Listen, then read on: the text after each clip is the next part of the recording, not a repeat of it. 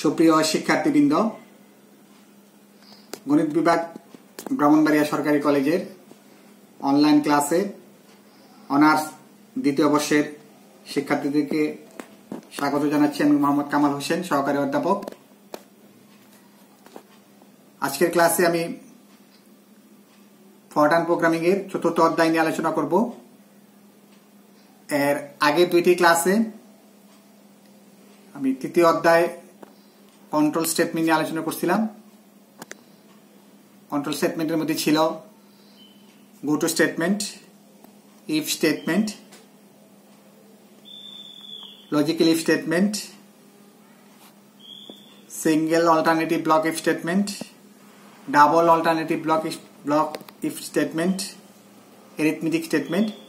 এগুলি কখন আমরা কোনটা প্রয়োগ করব সেগুলো নিয়ে আলোচনা করছিলাম এবং তার প্রত্যেকটার স্ট্রাকচার নিয়ে আলোচনা করছিলাম। তো আজকের ক্লাসটা তোমাদেরকে বুঝতে গেলে আগের দুইটা ক্লাস ভালোভাবে দেখে সেগুলিকে মনে রেখে তারপর আমাদেরকে সেগুলির আলোকে আজকের ট্রান্সলেশনগুলো আমরা করব। তো আমরা প্রথমে যে ট্রান্সলেশনটা করব, আমি আগে সমস্যাটা তোমাদের সামনে তুলে ধরছি। আমাদের 1 নম্বর সমস্যা হচ্ছে if the values of x exceed 5.5 then transfer the control to statement level 33। এটা আমি বাংলা করে বলতেছি, যদি x এর মান 5.5 এর চেয়ে বড় হয় বা অতিক্রম করে তাহলে আমাদের কন্ট্রোল ট্রান্সফার করতে হবে লেভেল নাম্বার 33 তে। তাহলে এখানে শুধু কন্ডিশন ট্রু হলেই এটা কার্যকর হবে। সেক্ষেত্রে আমরা এটাকে লজিক্যাল ইফ দ্বারা করতে পারবো অথবা সিঙ্গেল অল্টারনেটিভ ব্লক ইফ স্টেটমেন্টের সাহায্যে এই ট্রান্সলেশনটা করতে পারবো। তো যদি আমি লজিক্যাল ইফ স্টেটমেন্টের সাহায্যে করি তাহলে আমাদের হবে ইফ কন্ডিশন হচ্ছে x greater than 5.5, condition true হইলে লজিক্যাল ইফ স্টেটমেন্ট আমরা জানি একই লাইনে লিখতে হয়, তাহলে গো টু 33। আর যদি এটা আমরা সিঙ্গেল অল্টারনেটিভ ব্লক ইফ স্টেটমেন্টের সাহায্যে করি তাহলে if condition same, if X greater than 5.5, logical if স্টেটমেন্টের ক্ষেত্রে আমরা দেন লিখতে হয় তার স্ট্রাকচার অনুসারে। Single alternative then go to 33 end if. এটা হচ্ছে আমাদের লজিক্যাল ইফ স্টেটমেন্টের স্ট্রাকচার অনুসারে আমরা দেন দিতে হয়, তারপরে আমাদেরকে স্টেটমেন্ট যেটা কার্যকর হবে সেটা দিলাম, তারপরে আমাদের এন্ড ইফ। এখন আমি দ্বিতীয় সমস্যাটা লিখব। এখন আমরা 2 নম্বর সমস্যাটা দেখি। 2 নম্বর সমস্যা হচ্ছে if the value of disk is less than 0 then transfer control to the statement level 44.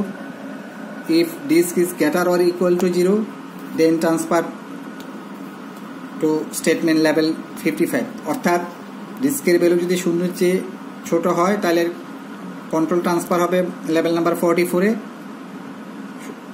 0 এর চেয়ে ছোট হইলে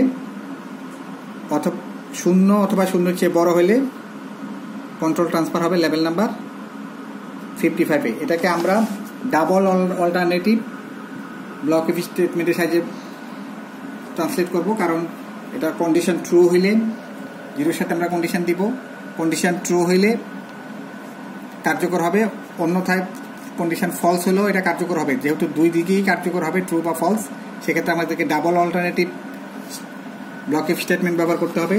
তাহলে ওটার স্ট্রাকচার অনুসারে আমরা লিখবো, তাহলে if disk less than 0 then আমাদের ট্রান্সফার করতে হবে লেভেল নাম্বার 44 এ। তাহলে গো টু 44 এলস, অন্যথায় যদি লেস দেন 0 না হয় তাহলে সেটা ইকুয়াল 0 হবে অথবা গ্রেটার দেন 0 হবে, সেটাই আমাদের অন্যথায় আমাদের কন্ট্রোল ট্রান্সফার হবে গো টু 55 এখানে লেভেল নাম্বার 55 এর কথা বলা আছে end if এটা স্ট্রাকচারের অংশ এখন এটাকে যদি আমরা যেহেতু জিরোর সাথে কম্পেয়ার করা আছে তাহলে এটাকে অ্যারিথমেটিক ইফ স্টেটমেন্টের সাহায্যে আমরা করতে পারি অথবা আমরা অ্যারিথমেটিক ইফের সাহায্যে যদি করি তাহলে ইফ আমাদের অ্যারিথমেটিক এক্সপ্রেশনটা হচ্ছে ডিস্কের মানটাই আমরা জিরোর সাথে কম্পেয়ার করছি তাহলে ইফ এখানে অ্যারিথমেটিক এক্সপ্রেশন এখন লেস দেন 0 হলে প্রথম লেভেল নাম্বার লেস দেন 0 হলে 45 ইকুয়াল 0 হলে আমাদের হবে 55 এবং গ্রেটার দেন 0 হলো এই ক্ষেত্রে 55 তাহলে আমরা এই ট্রান্সলেশনটা যদি ডাবল অল্টারনেটিভ ব্লক ইফ স্টেটমেন্টের সাহায্যে করি তাহলে এইভাবে করতে হবে if disk less than 0 then go to 44 else go to 45 end if আর যদি আমরা এটাকে অ্যারিথমেটিক ইফ স্টেটমেন্টের সাহায্যে ব্যবহার করি তাহলে if disk তিনটা লেভেল নাম্বার হবে এখানে 44 55 55 প্রথম লেভেল নাম্বারটা হচ্ছে লেস দেন 0 এর জন্য দ্বিতীয় লেভেল নাম্বার হচ্ছে ইকুয়াল 0 এর জন্য থার্ড লেভেল নাম্বারটা হচ্ছে গ্রেটার দেন 0 এর জন্য তাহলে আমরা এখন থার্ড প্রোগ্রামে চলে যাব আমাদের থার্ড ট্রান্সলেশনটা হচ্ছে if x greater than 5.5 and y less than 1.2 then increase the value of z by 1 অর্থাৎ x এর মান যদি 5.5 এর চেয়ে বড় এবং y এর মান যদি 1.2 এর চেয়ে ছোট হয় তাহলে z এর মান 1 দ্বারা বৃদ্ধি পাবে বা z এর মান 1 বৃদ্ধি পাবে তাহলে এটাকে আমরা কন্ডিশন ট্রু হলে এটা কাজ করবে তাহলে এটাকে লজিক্যাল ইফ স্টেটমেন্টের সাহায্যে করতে পারবো অথবা সিঙ্গেল অল্টারনেটিভ ব্লক ইফ স্টেটমেন্টের সাহায্যে করতে পারবো তাহলে প্রথমে আমি লজিক্যাল ইফের সাহায্যে যদি করি তাহলে আমাদের কন্ডিশন হচ্ছে ইফ x যেহেতু এখানে দুইটা কন্ডিশন এই জন্য এখানে আরেকটা ব্র্যাকেট ইউজ করতে হবে if x greater than 5.5 and second কন্ডিশনটা হচ্ছে y less than 1. ওকে এক লাইনে লিখতে হবে তাই আমি ছোট করে লিখছি if x greater than 5.5 and y less than 1.2 তাহলে এই if এর ব্র্যাকেট শেষ এই হলো if লজিক্যাল কন্ডিশন তারপরে আমাদের স্টেটমেন্ট হচ্ছে z এর মান বৃদ্ধি পাবে 1 দ্বারা তাহলে z = z plus 1.0 এই হচ্ছে আমরা যদি এটাকে লজিক্যাল ইফ স্টেটমেন্টের সাহায্যে করি অল্টারনেটিভলি যদি আমরা এটাকে সিঙ্গেল অল্টারনেটিভ ব্লক ইফ স্টেটমেন্টের সাহায্যে করি তাহলে আমাকে আবার কন্ডিশনটা লিখতে হবে তাহলে ইফ আমি আগের মধ্যেই লিখতেছি কন্ডিশনটা if x greater than 5.5 and y less than 1.2 then আমাদের স্টেটমেন্ট হচ্ছে z = z plus 1 end if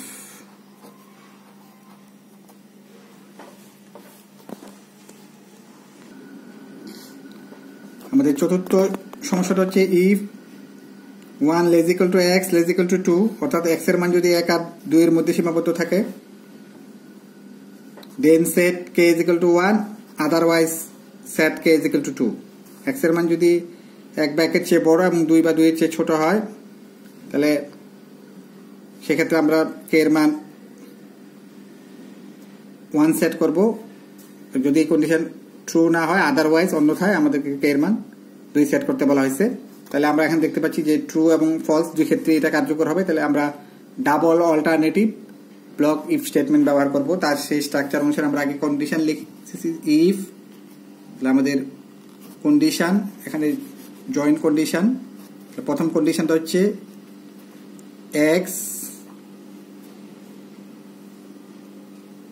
less equal 1.0 if x less equal to 1.0 and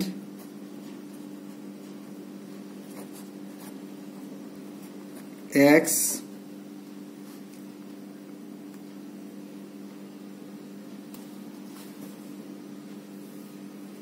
আমি ভুল করছি এখানে x less equal to x greater equal to, তাহলে ge if x greater equal to 1.0 and x less equal to 2.0, আমাদের condition হচ্ছে x এর মান যদি 1 এর চেয়ে বড় বা সমান, তাহলে if x greater equal to 1.0 and x less equal to 2.0, আমাদের কন্ডিশন লেখা শেষ। if তারপর আমরা লজিক্যাল এক্সপ্রেশনটা লিখলাম, দেন ট্রু হইলে আমাদের হবে k is equal to 1। এখানে একটা লক্ষণীয় বিষয়, আমরা কিন্তু k এর পরে এখানে 1.0 দিচ্ছি, আর এখানে 1 ছিল, 1 এর পরিবর্তে 1.0 ব্যবহার করছি, ডেসিমাল সিস্টেমে লিখছি। আর এখানে k এর কারণ আমরা জানি x হচ্ছে রিয়েল ভেরিয়েবল ডেসিমাল দিয়ে লিখতে হয়, আর এখানে k হচ্ছে ইন্টিজার ভেরিয়েবল, তাহলে ইন্টিজার শুধু পূর্ণ সংখ্যাটা ব্যবহার করতে হবে। এখন অন্যথায় যদি ট্রু কন্ডিশন ট্রু না হয়, তাহলে এলস আমাদের স্টেটমেন্ট হবে k এর মান হবে 2 end if। এটা শুধু ডাবল অল্টারনেটিভ ব্লক ইফ স্টেটমেন্টের মাধ্যমে করা যাবে এই ট্রান্সলেশনটা। এখন আমরা 5 নম্বর ট্রান্সলেশন হচ্ছে if -1 less equal to x less equal to 1 then set m equal to 5 or set m is equal to m plus n। অর্থাৎ x এর মান যদি -1 বা এর সমান বা -1 এর চেয়ে বড় হয়, কিন্তু +1 এর সমান অথবা +1 এর চেয়ে ছোট হয়, সেক্ষেত্রে আমরা m এর মান 5 বসাবো। অর্থাৎ x এর মান -1 থেকে 1 এর মধ্যে সীমাবদ্ধ থাকলে আমরা m এর মান 5 বসাবো, নতুবা m এর মান m সমান m plus n এই স্টেটমেন্ট কার্যকর করব। তাহলে এখানে ট্রু ফলস দুই ক্ষেত্রে আমাদেরকে কাজটা করতে হবে। তাহলে আমরা এটার ক্ষেত্রে 4 নম্বর সমস্যার মতো একই নিয়মে double alternative block if statement ব্যবহার করব। তাহলে আমরা সমস্যাটা সমাধান করি, ট্রান্সলেট করি। ইফ আমাদের এই কন্ডিশন, প্রথম কন্ডিশনটা হচ্ছে x greater equal to -1.0 and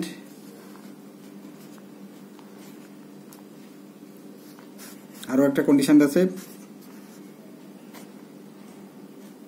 x less equal to, x less equal 1.0 10। তাহলে এই কন্ডিশন ট্রু হইলে আমাদের যে কার্যকর হবে m এর মান 5, তাহলে m is equal to আমরা করব 5। এলস অন্যথায় যদি কন্ডিশন ট্রু না হয়, ফলস হয়, তাহলে এলস সেক্ষেত্রে আমাদের হবে m এর মান m plus m equal to m plus n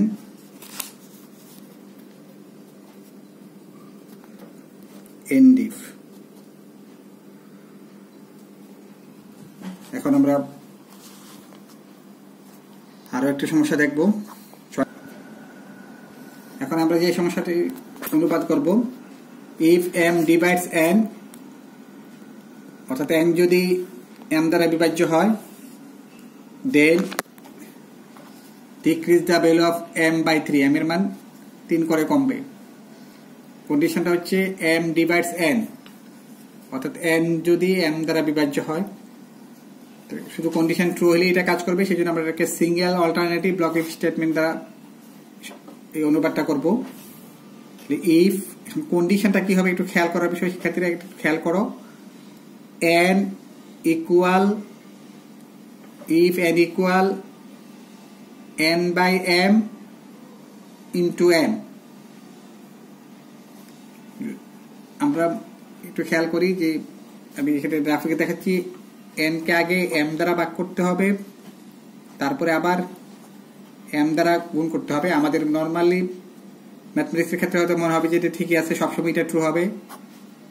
এই যে এখানে আমি লিখছি n ইকুয়াল n, m আর m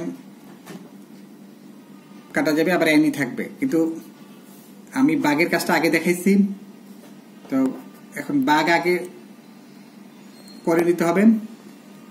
তো